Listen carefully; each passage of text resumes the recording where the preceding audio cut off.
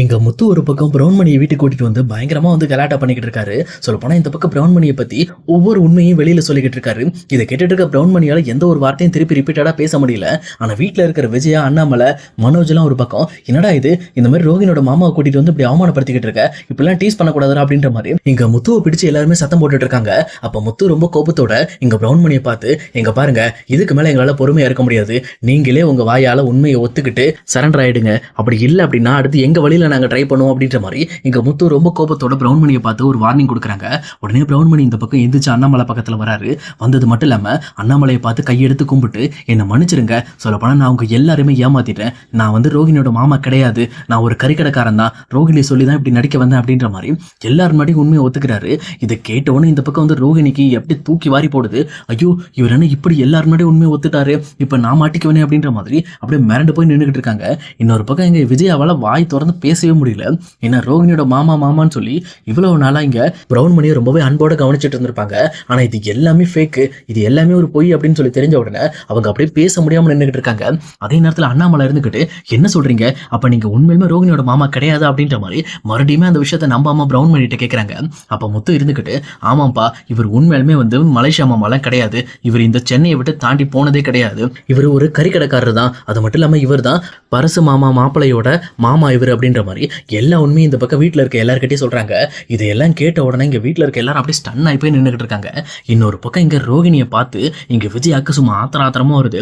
அவங்களுமே ரோகிணி கிட்ட போயிட்டு, என்ன ரோகிணி இதெல்லாம், இவர் சொல்றதெல்லாம் உண்மைதானா, அப்போ உண்மையிலுமே இவர் உங்க மலேசியா மாமா கிடையாதா, நீ உண்மையிலுமே ஒரு பணக்கார பொண்ணு கிடையாதா அப்படின்ற மாதிரி இங்க ரோகிணி கிட்ட கேட்கறாங்க.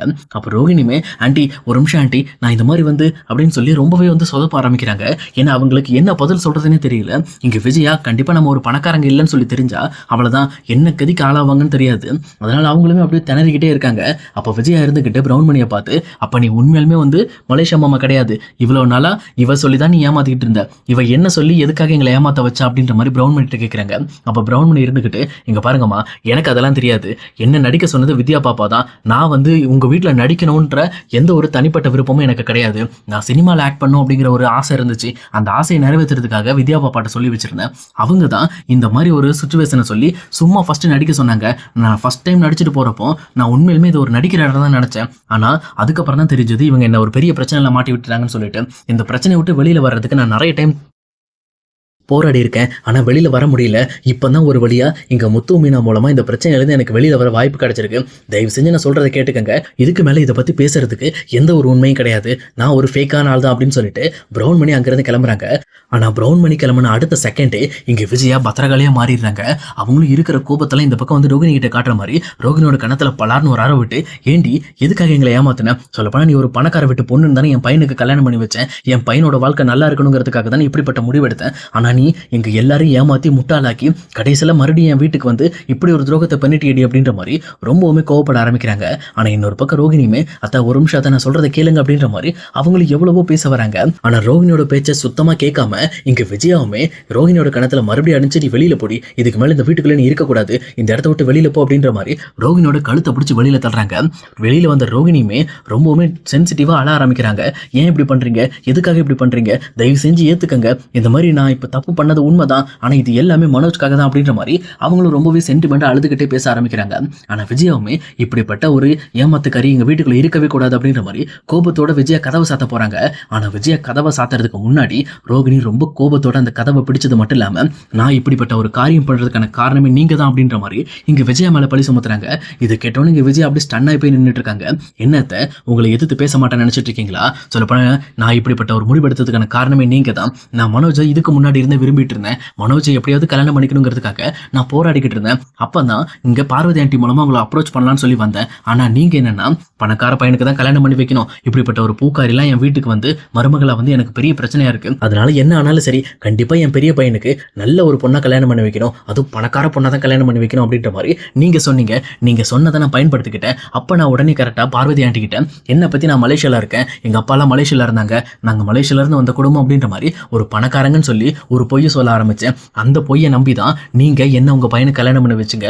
இப்ப சொல்லுங்க, யார் இதுக்கெல்லாம் காரணம்? எனக்கு மனோஜ் தேவை. மனோஜ் நான் லவ் பண்ணதுனால அவனை கல்யாணம் பண்ணிக்க நான் ட்ரை பண்ணேன். அப்போ இடையில ஒரு பொய் தேவைப்பட்டுச்சு. அந்த பொய்யை சொல்லி நான் கல்யாணம் பண்ணிக்கிட்டேன். நீங்க பணத்து மேல ஆசைப்படாம இருந்திருந்தா என் மனசுல இருக்க விஷயத்த ரொம்பவே ஓப்பனா வந்து உங்ககிட்ட பேசி கண்டிப்பா மனோஜை நான் கல்யாணம் பண்ணியிருப்பேன். ஆனா நீங்க அது எதையுமே கேட்க மாட்டீங்கல்ல. ஏன்னா உங்களுக்கு தான் பணம் இருக்கிறவங்க தனி, பணம் இல்லாதவங்க தனி.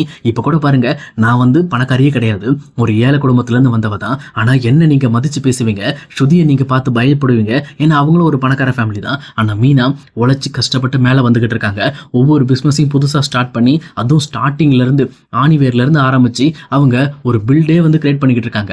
ஆனா நீங்க அதை எதுவும் பெருசா எடுத்துக்காம அவங்கள நீங்க மட்டம் தட்டி தானே இருக்கீங்க.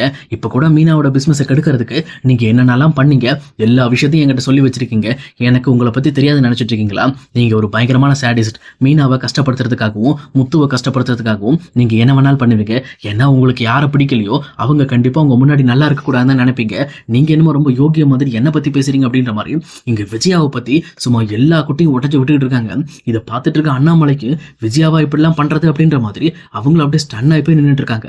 அது மட்டும் இல்லாம மீனாவோட பிசினஸ்ல பணத்தை ஏமாத்துனதுக்கான காரணமே இங்க விஜயா அப்படின்ற விஷயத்தை தெரிஞ்சதுக்கு அப்புறம் இங்க அண்ணாமலைக்கு ரொம்ப கோபம் வருது. அவங்களும் விஜயாவை பார்த்து, விஜயா அப்ப ரோகிணி சொல்றது உண்மையா? அப்போ மீனா பணத்தை பறி கொடுத்தால அதுக்கான காரணம் நீ தானே அப்படின்ற மாதிரி கேட்கறாங்க. ஆனா விஜயா இருந்துட்டு திரு திருன்னு முடிச்சுக்கிட்டு இருக்காங்க. எங்க அண்ணாமலை அவங்க முடிக்கிறத வச்சு கண்டுபிடிச்சிடுறாங்க.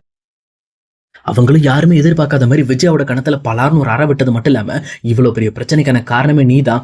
எப்பவுமே மருமகங்களை ஒழுங்கா நடத்தணும். அது மட்டும் இல்லாம பணத்து பின்னாடி போக ஆரம்பிச்சா இப்படிதான் நடக்கும். இப்ப பாரு, நீ பணம் பணம்னு பின்னாடி சுத்தி சுத்தி கடைசியில உன் பெரிய பையனுக்கு எப்படிப்பட்ட ஒரு விஷயம் நடந்திருக்கு தெரியுமா? இதுக்கான முக்கியமான காரணமே நீ தான். பணத்து மேல ஆசைப்பட்டு இப்படி நீ ஒரு வேலை பண்ணிருக்க. அந்த வேலையை பயன்படுத்திக்கிட்டு ரோகிணி இப்ப மனோஜ் கல்யாணம் பண்ணிருக்கா. இப்ப என்ன நினைக்கிற? மறுபடியும் அவங்க ரெண்டு பேரும் பிரிச்சு வச்சலாம்னு நினைக்கிறியா?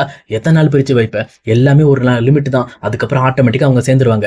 இப்போ இதுல தோத்தது ரோகிணி கிடையாது, நீ தான் அப்படின்ற மாதிரி ரொம்பவுமே கோபத்தோட இந்த பக்கம் வந்து விஜயா போட்டு திட்டிக்கிட்டு இருக்காங்க. அதே நேரத்தில் ரோகிணி இருந்துகிட்டு, இங்க பாருங்க மாமா, இதுக்கு மேல நீங்க என்ன அந்த வீட்டை விட்டு அனுப்பணும்னு நினைக்காதீங்க. என்கிட்ட பியூட்டி பார்லர் இருக்கு, கண்டிப்பா அதை நான் சொந்தமா நடத்திக்கிட்டு இருக்கேன். அதை வச்சு நான் எப்படியாவது ஒரு நல்ல நிலைமைக்கு வந்துருவேன். என்னையும் மனோஜையும் பிரிச்சிடாதீங்க அப்படின்ற மாதிரி எங்க ரோகிணி பேசிட்டு இருக்காங்க. ஆனா இதை கேட்டுட்டு இருக்க அண்ணாமலையும், சும்மா நிறுத்துமா, இதுக்கு மேல உன் பேச்சை நான் நம்பிட்டு இருப்பான்னு நினைக்கிறியா? எத்தனை போய் தான் சொல்லுவேன்? சொல்லப்போனா அந்த பியூட்டி பார்லர் வித்து எவ்வளவு நாள் ஆச்சுங்கிறது எனக்கு தான் தெரியும். எங்ககிட்ட எல்லாருக்கிட்டையும் போய் சொல்லிக்கிட்டு இருக்கேன் நீ அப்படின்ற மாதிரி இங்க அண்ணாமலை கோவப்பட ஆரம்பிக்கிறாங்க.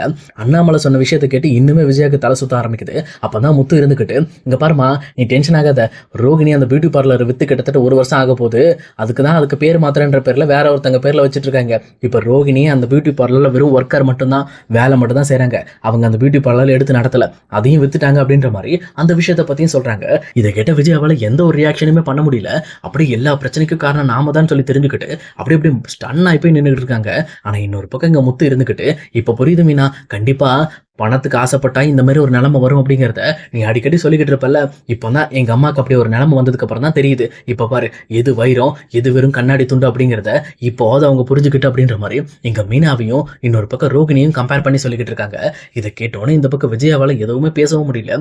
எங்க மனோஜுக்கு இன்னும் அதிகமான ஷாக்கு. என்னடா இது, நம்ம ஏற்கனவே பிசினஸ் சம்பந்தப்பட்ட விஷயங்களுக்கு பணம் கேட்கணும்னு நினைச்சுக்கிட்டு இருந்தோம். மலேசியா மாமா வந்தா, ஆனா கடைசியில மலேசியா மாமாவே ஒரு ஆள் கிடையாது. மலேசியால ரோகிணியோட சொந்தக்காரங்களும் கிடையாது. ரோகிணி ஒரு சாதாரண ஏழை பொண்ணுதான் அப்படின்னு சொல்லி தெரிஞ்ச உடனே இங்க ரோகிணி மேல இருந்த லவ் அவருக்கு சுத்தமா போயிடுச்சு. அவருமே ரோகிணி கூட சேர விருப்பமே இல்லாம, இங்க பாருமா, இதுக்கு மேல ரோகிணி இந்த வீட்டுக்குள்ள இருக்க வேண்டாம், அவளை அமைச்சிடலாம் அப்படின்ற மாதிரி விஜயா என்ன சொல்லணும்னு நினைக்கிறாங்களோ அந்த விஷயத்தை இங்க மனோஜ் சொல்லி முடிச்சுட்டு தன்னோட ரூமுக்கு போயிடுறாங்க.